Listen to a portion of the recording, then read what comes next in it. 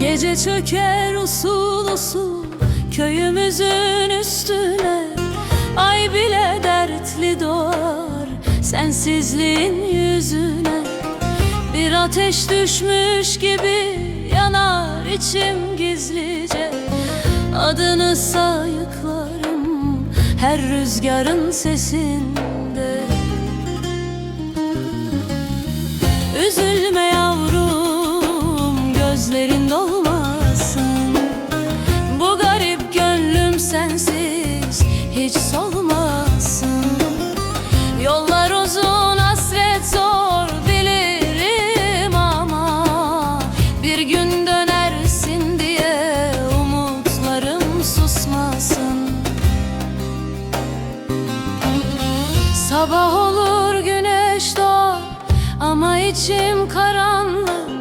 Sensiz geçen günlerim hep eksik, hep yarım. Bir mendil kaldı bende, kokun sinmiş ucuna. Sarılır ağlarım ben hatıranın koynuna.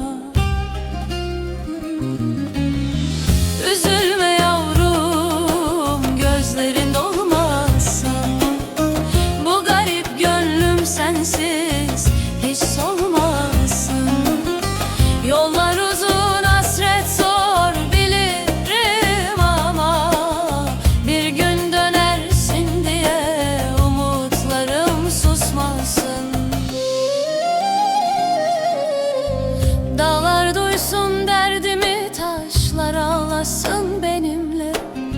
Bir sevdanın yükünü taşıyorum yüreğimle. Eğer bir gün gelirsen bu virane kapıma, gözlerim bayram eder can gelmiş gibi bana. Üzülme yavrum, gözlerin dolmasın, bu garip gönlüm sensiz hiç solmasın.